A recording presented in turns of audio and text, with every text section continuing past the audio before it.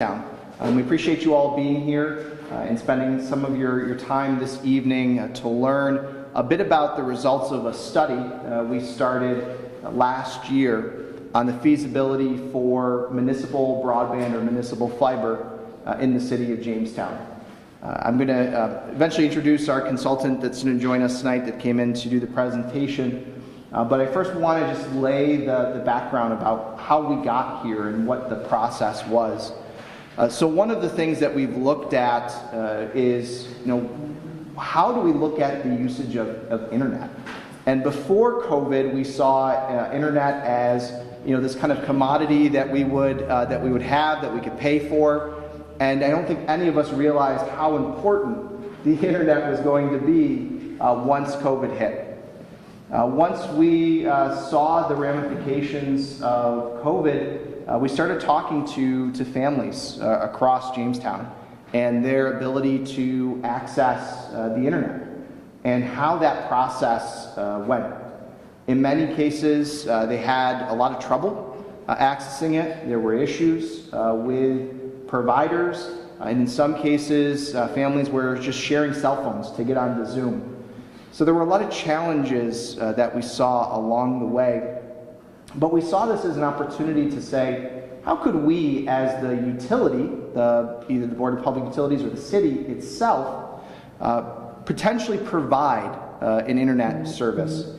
And could we create an internet service that would be high speed and low cost?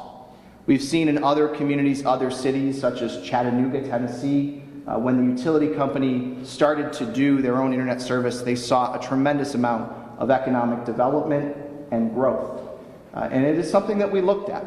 But before we could say, yes, we want to do that, we wanted to engage in a study to determine what the cost would be, is it feasible, and how do we move it forward, and what the steps would be.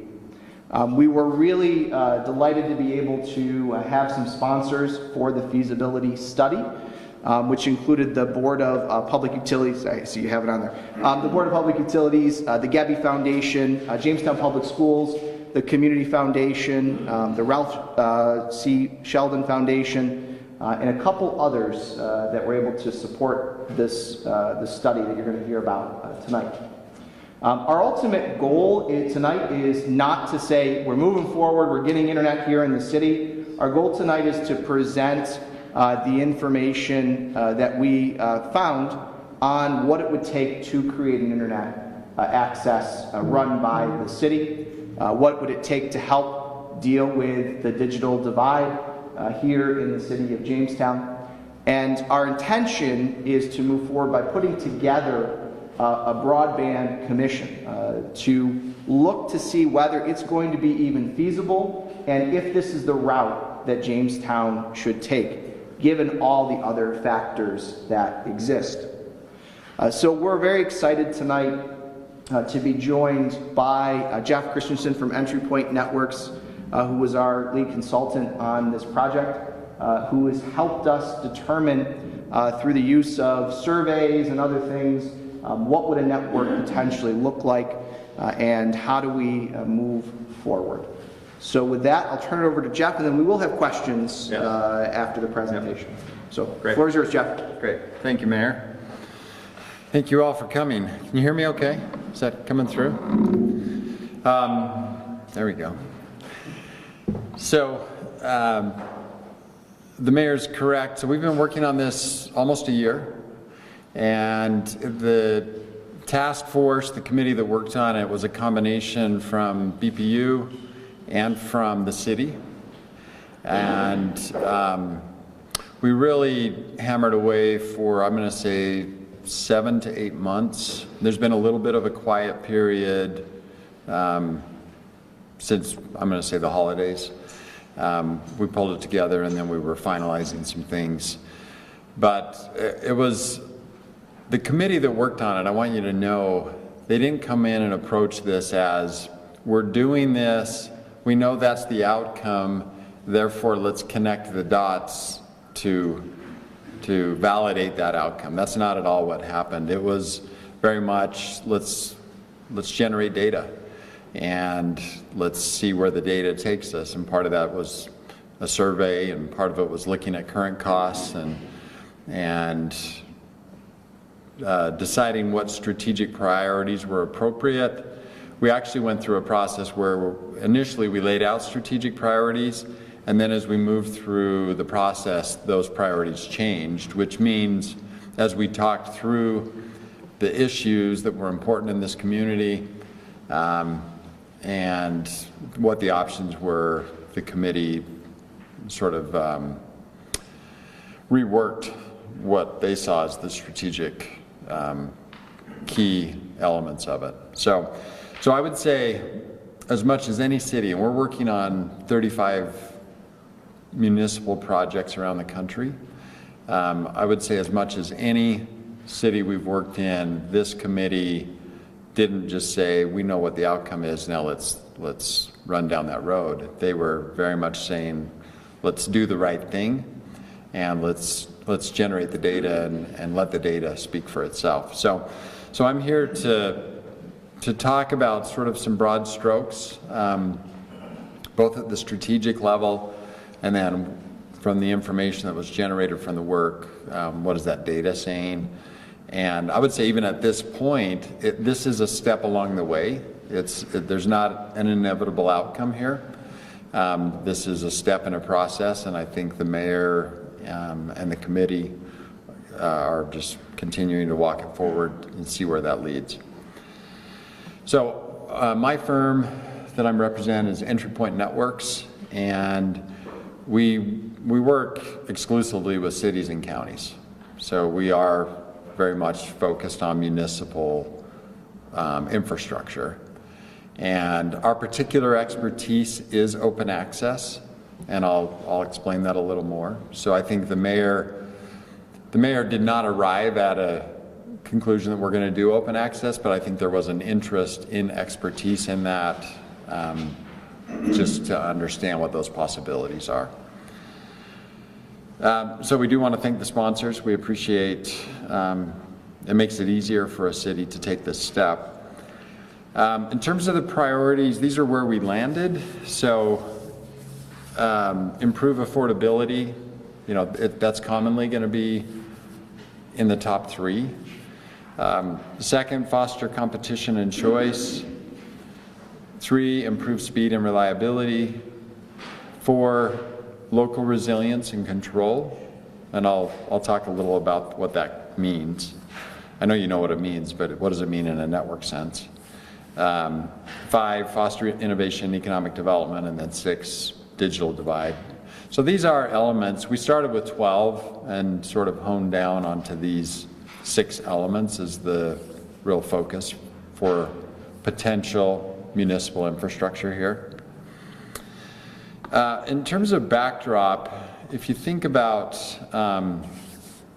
where we've gone as a country, you go back 40 years ago, we had cable infrastructure delivering cable TV, and we had telephone infrastructure delivering voice, right? Those networks were designed to do those things, and then as the internet emerged, the telephone group and the cable group realized they could either sit and watch this happen, probably to their demise, or they could engage, and both figured out how to make the internet work across their infrastructure. And so now we've got 2 competing infrastructures. We've got legacy telephone infrastructure competing against legacy cable infrastructure, and the process was not what is the best way to operate the internet. That's not what happened. It was, how do we make the internet work across these existing infrastructures? That's what happened. And I mean, that's a summary of it. And so the work we're focusing on is, how should this work? And as we work with cities, we're really asking them that question, is how should this work? Should we have multiple competing infrastructures? Is that the way we should, or should we do it some other way? And so, the question that's arising here is we're not going to say that broadband is as important as water for life, but the question is, has it risen to the level of utility infrastructure? Okay, and I want you to think in your minds, there's a difference between the service and the infrastructure. So the infrastructure is the wire or the wireless system that communicates, sends the packet. The service, so the internet is actually a service. And when you connect to an ISP, an internet service provider, you're connecting to a service provider running across infrastructure. And so as we think about strategically, where should the city go? The question is, what should its role be relative to the infrastructure, and what should its role be relative to the service? Those are two different questions, okay? And we hammered away at that as a committee. Does that make sense? Any questions on that? We good? So we got infrastructure and we've got services. Today, your local cable company controls its infrastructure, and it is the service provider on its infrastructure. And the local legacy telephone provider has its infrastructure and is the service provider on that infrastructure. Okay, those are what we call single ISP models, where there's one ISP running on the cable and there's one ISP running on the telco legacy, which is becoming fiber here. So is it at utility status? This conversation is going on nationally, so it's not just in Jamestown or just in New York, it's going on nationally. Kevin Kelly was the founder of Wired Magazine. I use this a lot.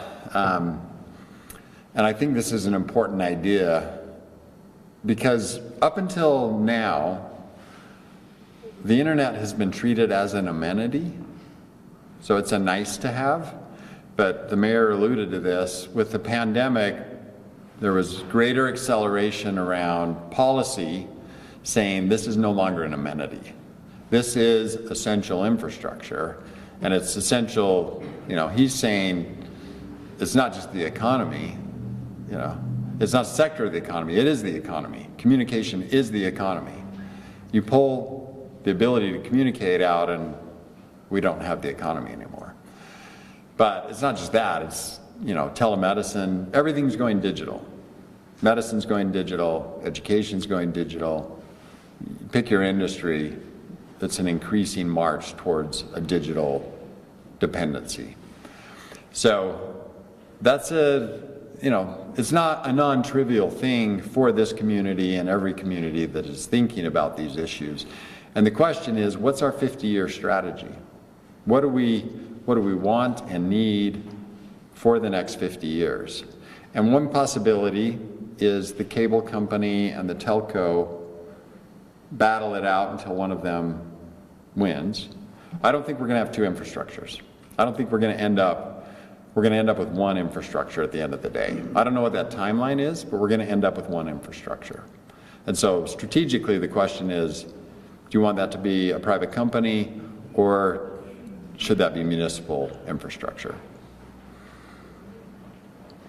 So in the report, I'm not going to go through this, and this was a snapshot in time, so it could be different today. I didn't go back today and check these numbers. So at the time I think it was fourth quarter, when we did the snapshot in time, we put into the report what the spectrum and Windstream numbers were on their website. So we're pulling off their websites and saying, what does the data tell us? So I'll make this available to anybody that wants it, but it's also in the report. So we've got data, and I think people are used to, there's 12-month introductory rates, and then there's standard pricing, and we've got it for business and for residential. And this is important, this is an important part of the equation. If the goal is to make it affordable for people, then what people are paying today is important. And I will say, Jamestown's unique. A lot of the country, and we're working from populations of 10,000. We've got 2 NFL cities that are deploying, and that we're working with, and they're deploying municipal broadband. And in both those cases, the cable company is winning. And it's not incrementally winning. They are 95% market share. Okay? And I'll talk about why that's occurred. Jamestown's unique because you really do have two players. Windstream has deployed, or is deploying fiber. I saw them out working today, so I assume they're still deploying. Spectrum has cable infrastructure, and I think if there's not competition, there will be, because fiber is so fast. So that scenario where you've got at least two players competing is unusual, actually. In the report, we modeled where we think the city would get to as average pricing. This is without federal grants or state grants. This is if the city takes it on and does it, where would they land? And where we modeled, we break it down into three buckets. What is the cost of infrastructure? What is the cost to maintain and operate the infrastructure? And then what's the cost of the service? And as you can see on here, we're modeling $10 for the ISP, and that's for symmetrical gig. So what symmetrical gig means is 1,000 megabits per second down, 1,000 megabits per second up. And this is a dedicated network. What you've got today is you've got two shared infrastructures. So Windstream is running, I'm pretty sure they're running a PON network. Well, I know they are, I've gone out and looked at it. And PON is shared infrastructure, which means multiple, it could be 16, it could be 32, it could be 64 neighbors are sharing a splitter. And so what neighbors are doing will impact the reliability and the speed that you get. It works a lot like coaxial. It works a lot like a cable network, which is also shared infrastructure. So you do have these architectures which are neighbors sharing a node with each other, and that does have an impact on reliability. So this is dedicated, meaning not shared. And the reason we can get to $10 on the ISP portion is that the committee, the question was, do you want a single ISP model or do you want an open access model? And we disclosed, we have an opinion about this. I've never asked anybody the question, do you want a single ISP or do you want many ISPs available to you? Nobody has ever said, I want the single ISP. And so the committee responded the same way. We want to do open access. And what that means is closed infrastructure is a single ISP model, and the metaphor we use is if we were going to build a road system, single ISP is that you build a road for FedEx and you build another road for UPS. You give them their own dedicated highway, nobody else drives on it. So that's the single ISP model. Open access means you build one really good road, one really reliable road, and you open it up. Anybody that will play by the rules is allowed to come in and operate on the road. So that's open access, and the committee's recommendation to City Council and to the mayor was, if we're going to go forward, pursue open access. And that makes sense because you've already got two single ISP models that exist in the city. So going back to the pricing, the reason we can get to $10 on the ISP is because there's dynamic competition. If you can switch your service provider dynamically, which is the way this works, you can log in and look at your options, and if you want a different ISP, you don't have to call anybody, it's like shopping on Amazon, you just switch your ISP. And when you have that kind of competition, we know the latest one we deployed got down to $8 for symmetrical gig. We think it's going to go lower in these NFL cities. We think we're going to see the price pushed down in the $5 range. So when you have real competition at the service layer, essentially the ISP is a software company, and as a software company you could have an ISP in Arizona or Washington or Michigan, It doesn't matter where they are because they're software companies. And so that kind of competition does have an impact on price, cost.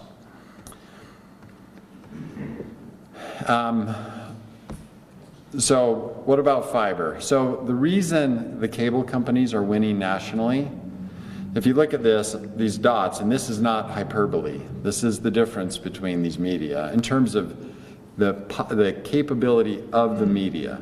Not talking about what the electronics can do, but what the media can do. So we've put down here 25 terabits a second over fiber. They've actually demonstrated that you can do 150 terabits a second across fiber, and they demonstrated it for 1,000 kilometers. We can send a signal across fiber, speed of light, 150 terabits per second, and they did it for 1,000 kilometers. So that's in a lab. So, we backed off the 150 to 25, which has been study after study. That's a conservative number. That's 25 million megabits per second as fiber capacity. So that's why we're comfortable saying fiber is 50-year infrastructure.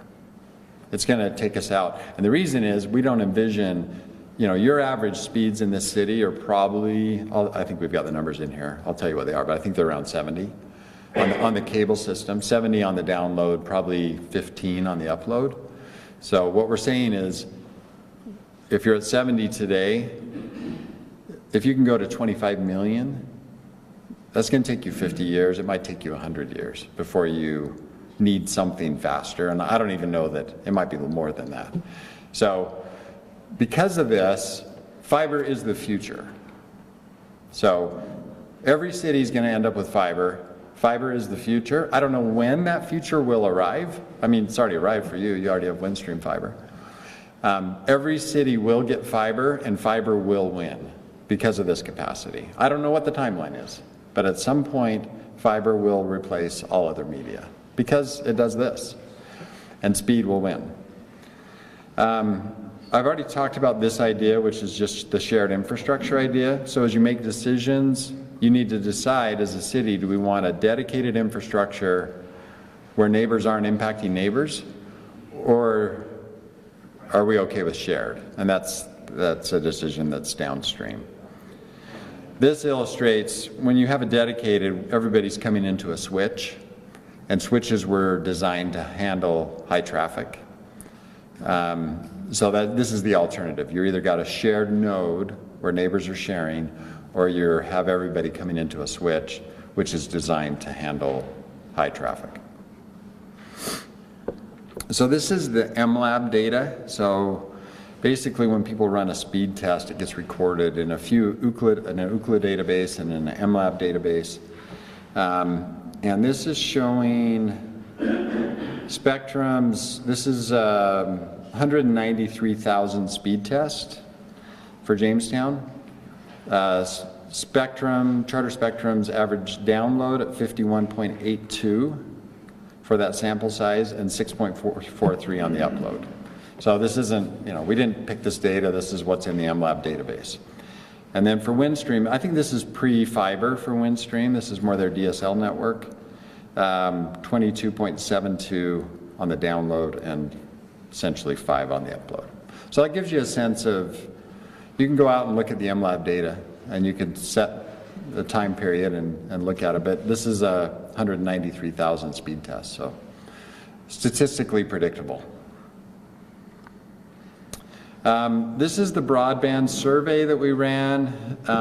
You can look more granularly at the data. There were 75% that said they would support a municipal network. So, and then 96% said they likely would, but they need to know more. 99% said internet speed is important or very important, and 99.83 said choice is important or very important. So, and we asked the questions that way. And there's probably some selection bias in the way we ask these questions, because the people that responded may be more interested in this topic than other people. So this data is not, I'm going to say this data is not statistically valid. It's not predictive, because our sample size wasn't big enough, and there may be some selection bias in it. But we've got the responses and the data there. I probably don't need to go over this. I think everybody knows what COVID taught us. This is important infrastructure. People are now working from home, right? I mean, that's a change. We didn't see that coming, but a lot of people are working from home. And that's, companies are trying to figure that out, but that's a trend that's probably not going away. Now they're working from home because they don't have to fill their gas tank. And we know that old infrastructure, 40-plus-year-old infrastructure, is not going to keep up with fiber. It's just not going to be adequate long term. So one other concept, this is probably going to be confusing. When we work with municipalities, the network model we point them to is data center architecture. What we've got today is a different architecture than that runs in a data center. And really what that means is that in data centers, they virtualize the network. So across our fiber to the home or coax to the home or DSL to the home, we're really just doing one thing, and that's the internet. That's all we're doing across those networks. And what a virtualized network looks like is this, and what it means is that you're creating multiple virtual software instances, network instances. One of them would be the internet. But if the city built a network, what you would find is there would become a dedicated telemedicine network. If you work from home, you could create your own private instance network. You could do it on the fly to communicate with your office. So when you go home, it would be just like you're at the office, because you would be able to access your compute resources across a private network, not across the internet. And public safety could be across this infrastructure, whatever you decide. It's all in software, and there's not really a limit to what you do. So that's another consideration, is that this is where we get to economic development issues and to innovation issues. And the flat reality is we can do more across these networks than we're doing today. And the current model is a barrier to innovation because it's limited to one service provider. So when you don't limit it, when you sort of take the top off and say you can have multiple service providers, there's not really a limit to it, and you lower the barriers to entry for companies or individuals, then you start to get innovation across that ecosystem. And so that's why we focus on the data center architecture, is to create that level of innovation. I don't need to get, this is stuff from the pandemic, I think you're all aware, so I'm not going to dwell on this. The digital divide, that's one of the priorities. Our view is that the lack of competition is a key driver of the digital divide. So because we've got, if you had flourishing competition and you treated the infrastructure as essential infrastructure, then we would get it to everybody, right? We're not, from a policy point of view, we're not there yet, where we say we're going to get it to everybody. I think we are going to get there. So what you're going to end up with is you're either going to end up with regulated infrastructure operators, because we're going to treat it like a utility, or you're going to get municipal, where the city just says, this is essential infrastructure, we're going to get it to everybody, and we're going to figure out how to help those who can't afford it access it. So the current model is not, our view that the current model doesn't work because the current model still treats it like an amenity. It's a nice to have, not regulated. But that works for everybody that's connected. It doesn't work for those who aren't, and there's a bigger price to pay, societal impact. I mean, if education's happening online, and even if you're not in a pandemic, my kids have all done their homework online for the last 10 years. I mean, they get on to the school network and they're doing their homework online. So we are disenfranchising people if they're not connected and reliably connected and affordably connected. So that's it as far as stuff I wanted to cover. We got time for questions or comments or any kind of feedback. Before there are questions, though, Jeff, could you go back to the pricing Sure. slide? Do you want the spectrum and or the projected? Okay. The projected. Okay. Getting there. So I just wanted to clarify a few things on this, if we could, based on our conversation. So the monthly infrastructure expense would be if the utility company or the city took on the full burden to develop the network, correct? Yeah. What does it cost to build the network and then amortize that 20 years? You know, we've had a little inflation, so we're going to have to go back and look at that number. It hasn't moved a ton, but it's moved. Yeah. And so is that removed if we were able to get state and federal funding to build out the network?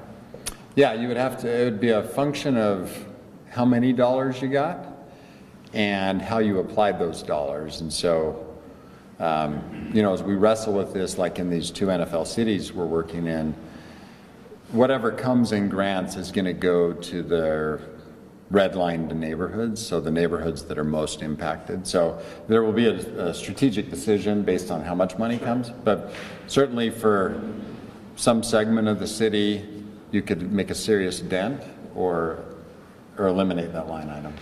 So I just wanted to highlight, so right now, for about 100 to 200 megabits, an average person pays without the promotions around $75 per month. Nationally, it's 69. Okay. So it depends what you want to do with that standard price or that introductory pricing, whether you want to count that as real or not. But if we remove infrastructure, we might be looking at somewhere around $35 a month for a gigabit of service. Yeah. Okay. And right now, even if it was 54 or 30, the federal government has a program, is that correct, that covers? Multiple. That covers that cost? There's a $30 subsidy that's a 5-year subsidy, and Spectrum and Windstream can participate in that. And they do. They do, yeah. I think that one of the things that's important to know is that 40% of our population here in the city is below the poverty line. Yeah. Right? So even if we connect up, let's say that 40% of the population, Yep. they could potentially be getting internet for free, and could now, Yeah. under any of those other programs. They could, yeah. Yeah. Yeah, so we're working, I came from Detroit yesterday. Detroit's one of those NFL cities we're working in. And the guy who's over digital equity and inclusion is over the project. And we did a community meeting last night in the Hope Village neighborhood. And Hope Village is one of the tough neighborhoods in Detroit. And they had a 45-day outage during the pandemic, 45 days. And it was neither one of the companies that are in Jamestown. But, you know, how does that happen? It's just that the company that was the carrier there fell asleep and didn't care really about this neighborhood. But he says, Josh Edmonds, who's the digital equity guy, says you can't coupon your way to digital equity. You can't do a subsidy and get equity because at some point that subsidy is going to run out.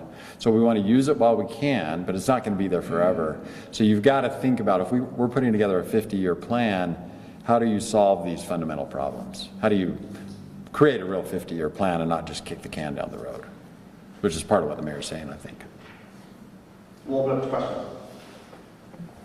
This would require you, if the Board of Public Utilities were to do it, to put fiber fundamentally to every utility pole in the district? Yeah, that makes sense here because you've got the utility. In some cities and towns, it makes sense to bury it. So we're doing quite a bit in Massachusetts, and we're going to bury it where we can because the cities we're working with don't own the poles. But it would make sense. I mean, these numbers are very conservative on the infrastructure because you've got the utility. And that doesn't mean the utility would build it.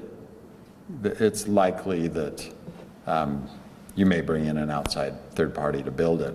But yeah. Above or below doesn't make any difference to me. It would be to every street corner in the Yes. utility district, Yep. whether it was above ground or below. And Yes. then, so in many instances, there would be 2 fiber optic lines then one for Wood Street, Connecticut, and one for the BPU, all running in the same place, but would you buy there?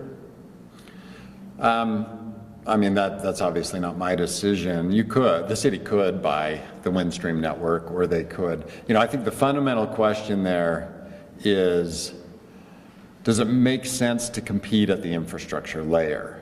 Because you don't want 3 electric utilities, right? That ends up driving the costs up, right? If you're going to build and maintain 3 infrastructures, at the end of the day, it's going to run the cost up. I think you're going to end up with 1 infrastructure.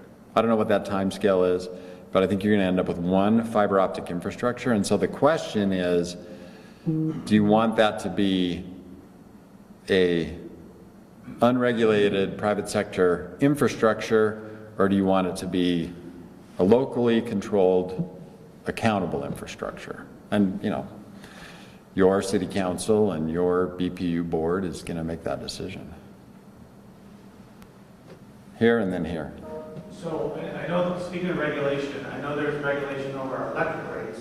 Yep. From, I believe, the state level. Yep. I don't believe that exists right now for. There's no regulation. I mean, My gut tells me it will, as soon as New York State sees money, they're going to find a way to regulate it. So are you taking that into account? How does that affect your plans? Does it at all? Is there any murmuring going on at the state level or federal level of regulating this type of model? Yeah, so there's the 3 layers, right?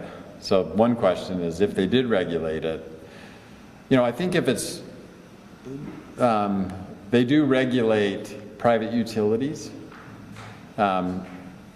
So, would you regulate the infrastructure? Would you regulate the maintenance and operation? You're not going to regulate the infrastructure. You're going to put it in, and then that line item just gets paid off. So it's a question of whether you regulate M&O, and then would you regulate the service provider? If you had 5 ISPs here competing, I don't think you need to regulate that. It'll be, because people can switch literally in less than a minute.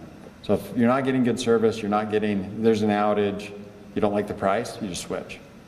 So it's really that M&O layer that could get regulated. John, to add on to that, we have checked with the state. There is no regulation currently for the internet. However, the last budget that was just passed does provide for the leasing of excess fiber lines to municipalities, and does provide additional funding and language for municipalities that are interested in engaging in a municipal broadband network. Yeah, thank you very much. Just a question around how the project will be funded, the construction itself. Yeah. Yeah, so, I mean, the city would have to decide there is going to be a project. So it would most likely, one of the advantages that cities have is the fact that they can do long-term, low-interest financing through, and that can either be a revenue bond or a general obligation of the city. And so, and there's also built-in liability protections as well that are favorable for cities. So typically when a private sector company will build, they're going to do shorter ROI. They're going to, in 3 to 7 years, they're going to try and recover their investment. Cities don't look at it that way. They're going to do 20, 25, 30 years, and that's the way we come up with that kind of number. So we look at it as people are paying this already, the ones that can afford it. They're paying $69 per month on average across the country. So it's really a matter of, can we improve the cost, and can we improve the network reliability, and can we improve what the network's capable of doing?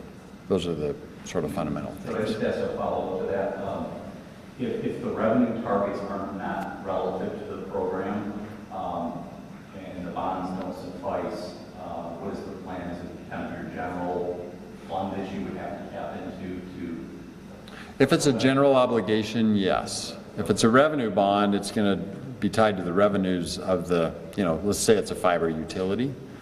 So it depends what the structure of that is. And if it's a general obligation, then yes. If it's a revenue, if it's a GO, yeah. And I don't think most cities that we're working with are focused on revenue bonding as opposed to GO, but some are doing GO The obligations. same process occurs currently with our municipality, right? So if there is, if there's not enough revenue, right, it automatically falls back on the taxpayers for the city. So that's the same process that already occurs for our municipal electric company. So we will have to walk it forward and see what happens. We know that funding's coming out, right, from federal to state. And so if there's money available, what's the impact on that first line? And then what makes sense? Does it make sense for the city to go forward? And if it does, what would that structure look like? So it's an important question. It may be the important question, but the city's not ready to answer it, I don't think. Very well, thank you. Who else we got over here and then here? Sorry. If the city and the DPU decide to take on those 3 layers, how many employees would need to be hired to manage this, and what would that cost look like? Yeah, so they wouldn't take on this layer. They wouldn't take on the ISP layer. I think they've decided they're not going to become an ISP. So, and the infrastructure layer is really the debt to build the network. So it's really a question of the M&O. And I would say it's a real mix. Some cities are just outsourcing it because of sort of what you're implying with your question. So that's very doable. They could outsource the maintenance and operation. When you get to fiber, I mean, it's really, if you build a good fiber network, and there's a difference, if you build a good fiber network, it's very reliable. So you might be surprised, but we model it in the report. You can look at the report, and there's a section on maintenance and operations.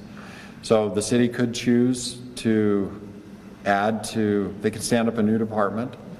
They could do it inside the city or inside BPU and have a fiber department, or they could just outsource the M&O altogether.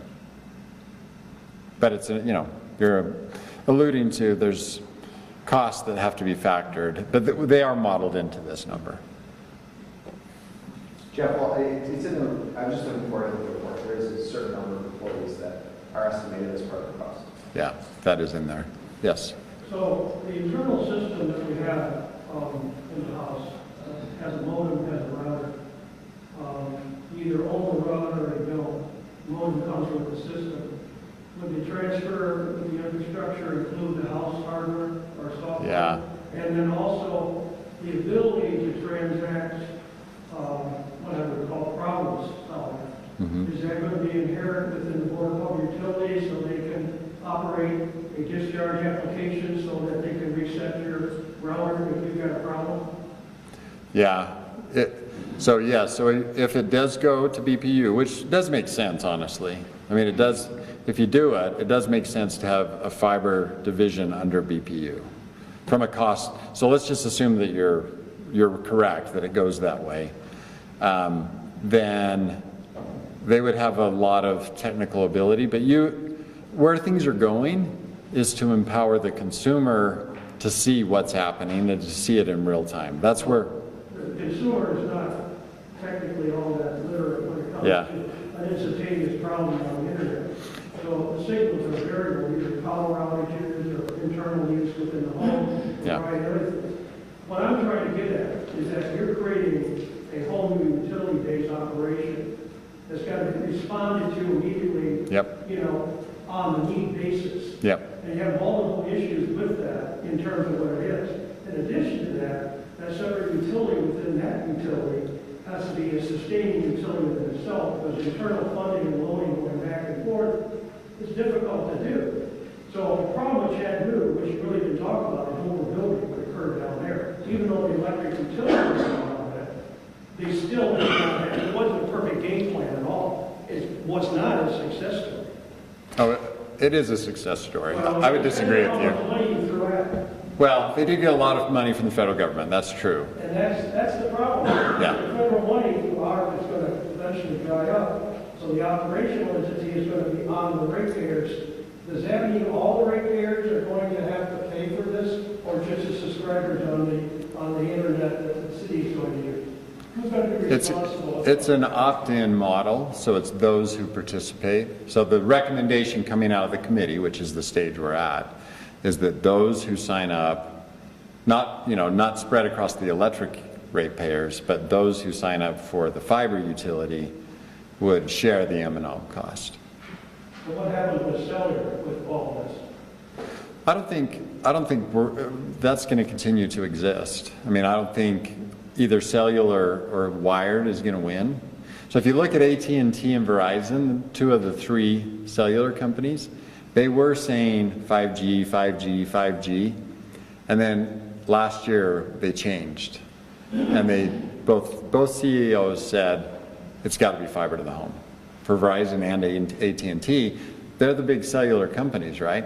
They're the biggest. Well, T-Mobile's up there with them. But they're saying we're going to have fiber infrastructure to the home and we're going to have cellular, and I don't think that changes. I think we're going to have both, which does provide a certain level of redundancy. Yeah.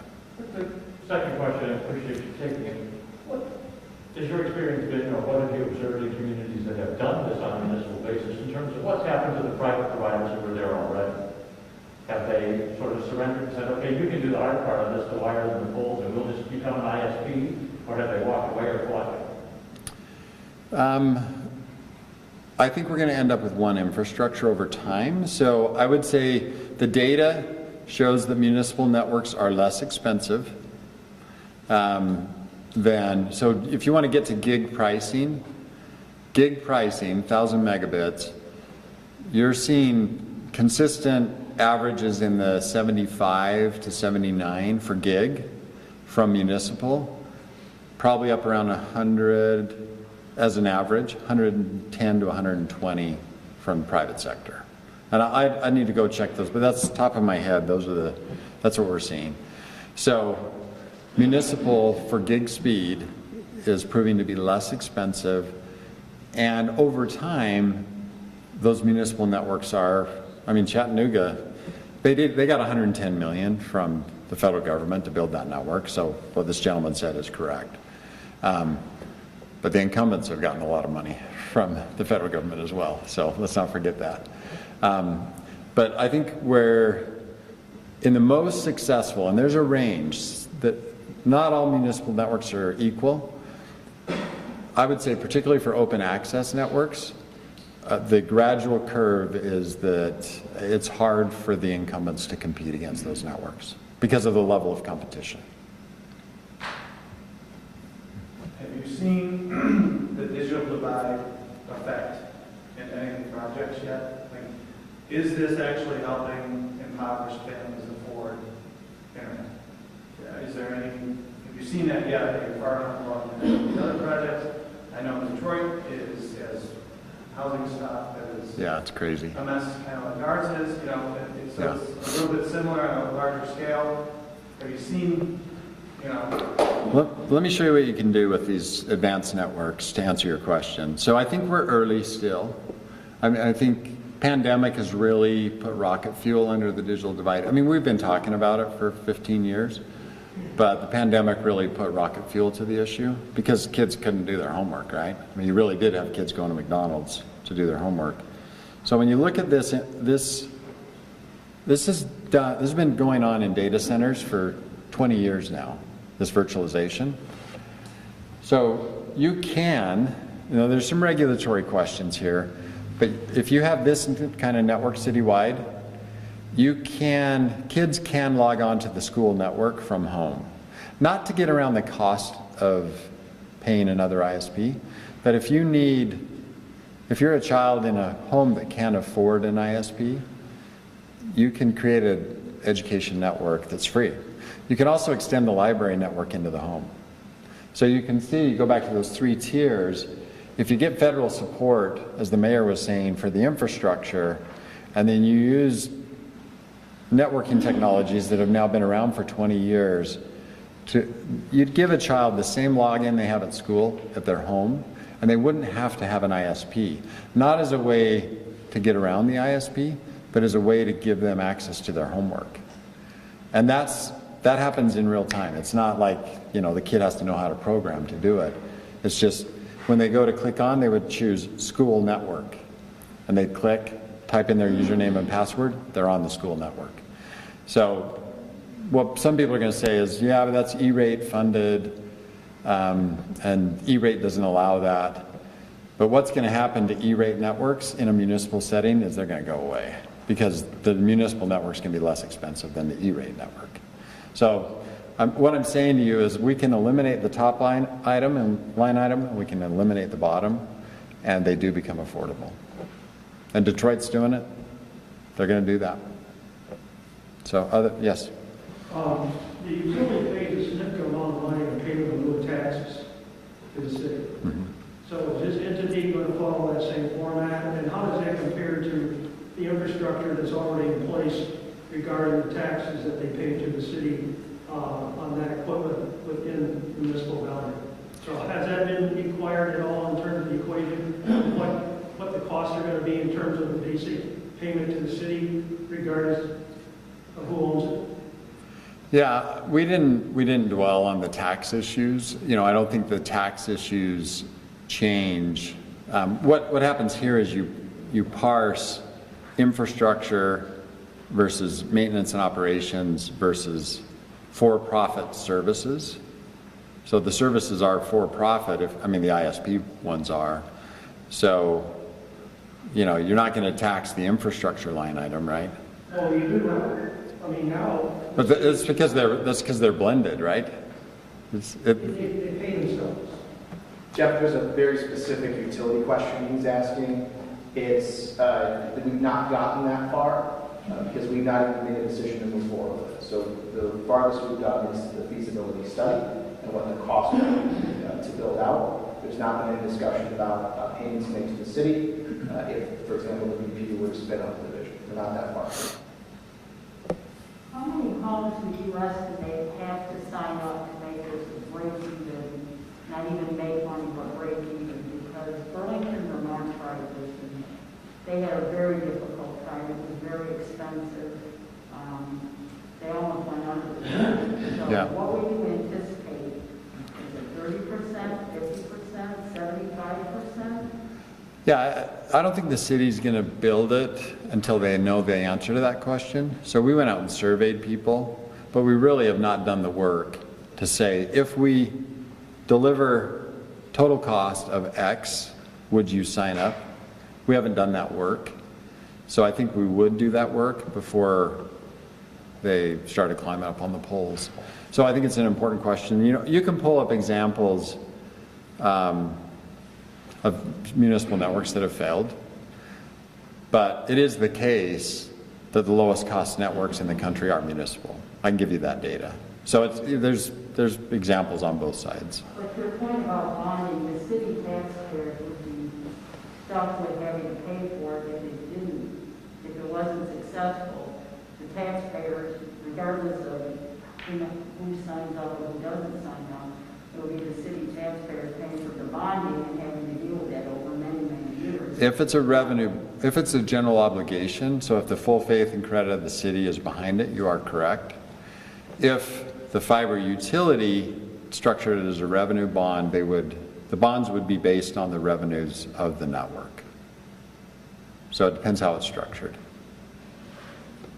For the mayor, if this district were to be created, it would essentially overlap the current Board of Public Utility Services and not extend beyond it. As of right now, the thought would be within the city of Jamestown. So we're not talking about the full territorial boundaries.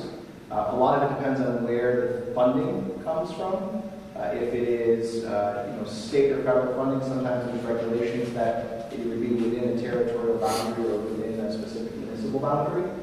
We've only kind of envisioned this and through the feasibility study only looked at the city boundaries, not outside of that. So what's that like a fault there then are not part of your? They're not part of the feasibility study. Well, that was my interest in that, is what happens to those customers who are on the periphery and currently in one of those two private providers who ostensibly could be significantly weakened by this system. What happens to those customers in terms of what they would have to pay or the availability of service for them? Yes, so, obviously, they're being serviced by private providers as it is. but certainly we're open to larger discussions. At this point, we only looked at the geographic boundaries of the city, given the fact that we just don't know where funding will come from, and if it is kind of a general obligations bond or some other type of bond, we'll most likely want to make sure it's within the city boundaries. Certainly open to talking to others and trying to work through other agreements, but I think we wanted to focus first on the city, and then the potential, if we wanted to move out to any territory, that could happen. Here, and then here. Let's go here, and then here, and then back over. Go ahead. My question is for the mayor. Mayor, did this whole project come on because of the ARPA money that was given to the towns and the municipalities? Because I'm just kind of curious, because I know I work in the city of Jamestown, and I know that the ARPA money has many different avenues that it could be spent on roads, bridges, schools. So if that is the case, I'm just kind of curious as to, if the answer is yes, why would you go down this road? This conversation did not come up from the ARPA funding. This conversation actually was something that was started while I was running for mayor back in 2019. Once the pandemic hit, what really pushed us to engage in the feasibility study is we started hearing from parents that couldn't get online. We started hearing from foundations who had to pay past due bills just for people to get the free service from the current service providers. We started hearing issues about access. And we started noticing as our current service providers started building out, there were certain areas they weren't even covering in the city. So that prompted the feasibility study. There is a category under the ARPA fundings that specifically under the law can be used for water, sewer, or broadband, but there has not been any type of specific allocation by the city council towards this program. There's been some discussion about the impact on homeowners and low-income residents in the city of Jamestown. But can you talk about the impact on business and economic development and how you foresee this type of project playing out? It's no secret that the city already, the BPU already owns the lowest electric rates in the immediate vicinity, and that's a benefit to business. But how does this impact business? So to answer that briefly, Jeff, question for you. The $54 a month doesn't matter whether it's residential or commercial. So it doesn't matter at the infrastructure layer, at the M&O layer. So a business may say, that's a policy decision. And in my mind, a benefit to local control is that you can influence policy. So let's just say it ends up at BPU. They could say, we're going to provide 24/7 support. They can probably follow what they do with the electric utility, but they'll have the ability. So in some cities, they'll say, for residential, we're providing support from 8 a.m. to 9 p.m., but for businesses, we'll provide 24/7. So part of that depends on where that lands, but most of the time, the infrastructure cost is the same, the M&O cost is the same. The ISPs like to charge businesses more, even though they use less bandwidth. So if you have a barber shop or you have a tattoo parlor, you're using less bandwidth than residential, but they'll jack up the rates because it's a business. I think what you're going to see over time, if there's competition, is there's going to be a lot of pressure on business pricing, and you're going to see very competitive pricing at the business layer, much more than what you've got today, because they're captive. Brought up a good point there that when we, as part of the survey, we asked for copies of bills, and we saw commercial prices anywhere from $100 a month to a dedicated fiber network of $400 per month, right? So if you are a business and you take that down to $54 per month, that's obviously a support. Plus, it's a dedicated gigabit network. What we've seen in other cities, for example, Chattanooga, you actually saw car manufacturers develop there because they could have a direct connection to their overseas operations. So we saw an increase of economic development, for sure. Yeah. Now, this is going to be basically a platform for basic internet service. So the tiers that are offered in respect to, I have basic, I stream everything. My apps that come in, they're off and on, whatever. I pay only that amount unless I choose to pay for a particular app that has a feed that says like prime time, Sure. showtime, all this other stuff. But people don't have that all that equipment. Smart TVs have to interact with this. How is this system going to handle those kind of requests or requirements? So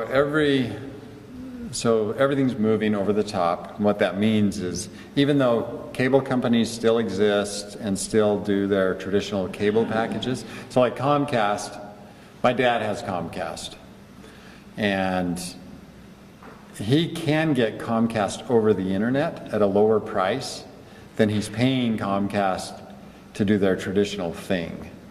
So everything is going over the top. That's called cord cutting. The data is out there, you can see it.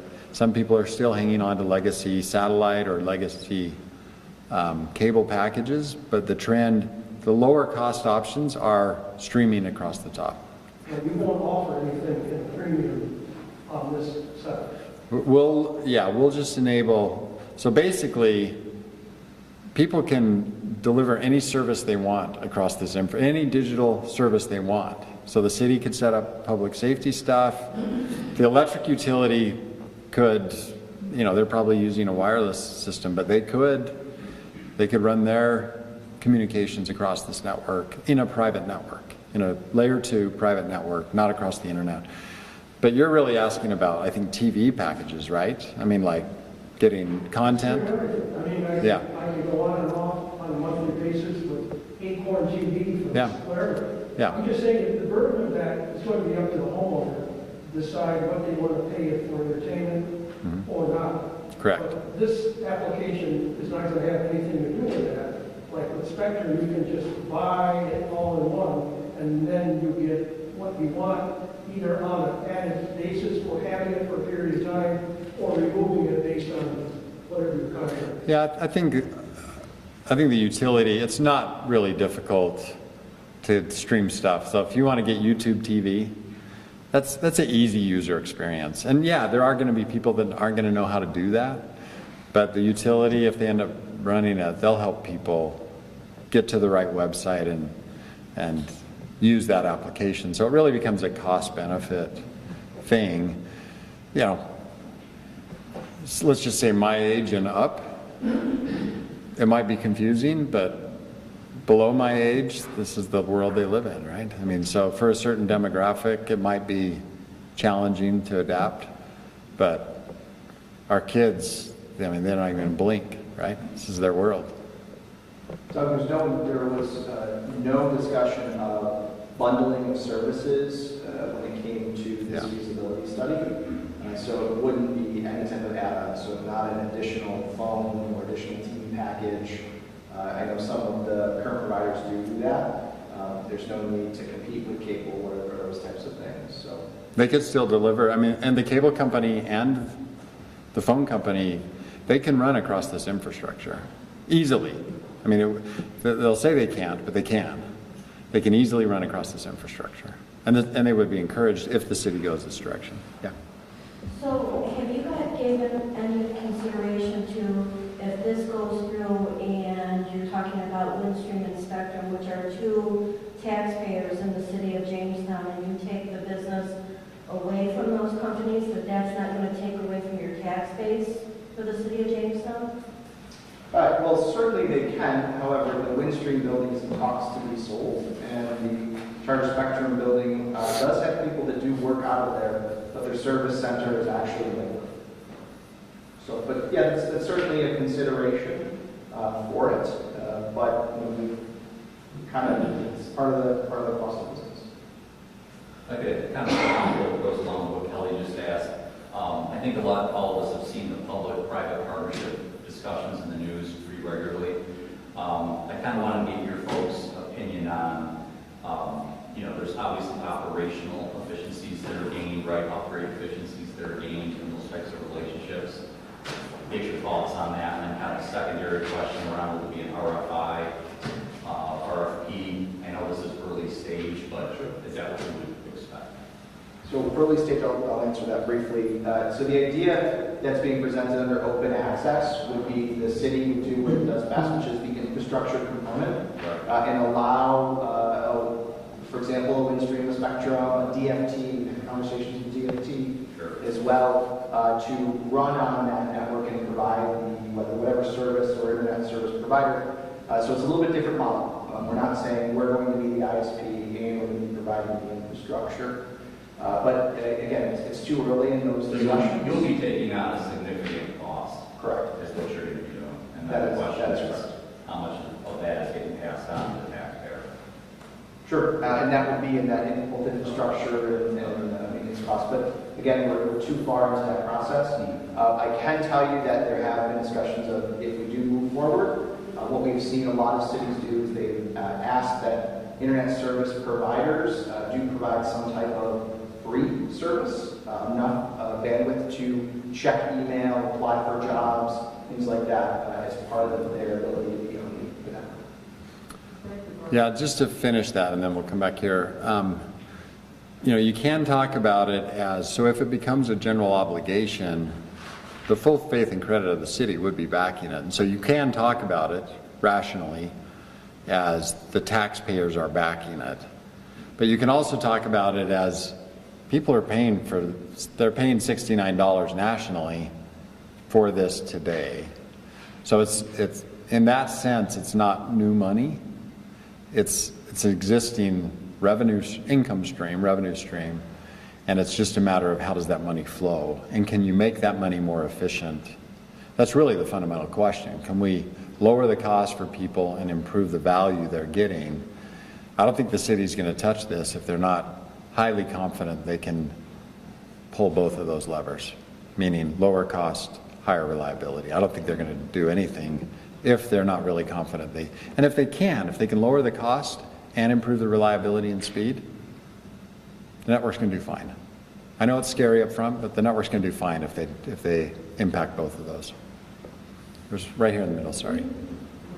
Even with fiber, though, there is a limit to the bandwidth, and I can attest to that just from the Zoom calls I've Sure. been on with people freezing Sure. and all that. So how is this going to be better than what's current? Because the fiber doesn't eliminate the bandwidth issue. Sure. So how do you address that in this proposal? Yeah, so it's a good question. It's true, right? People have fiber networks and they'll still have issues. 99% still, I don't know why, but 99% of the fiber networks that get built are shared networks. They're following this shared architecture. And so that's the reason why the city is focused on a dedicated model, so that you don't have neighbors impacting the reliability. You don't know if your neighbor's downloading movies or uploading significant business files. So that's why they're focused on a dedicated architecture. And you will, on the shared architecture, they're also asymmetrical.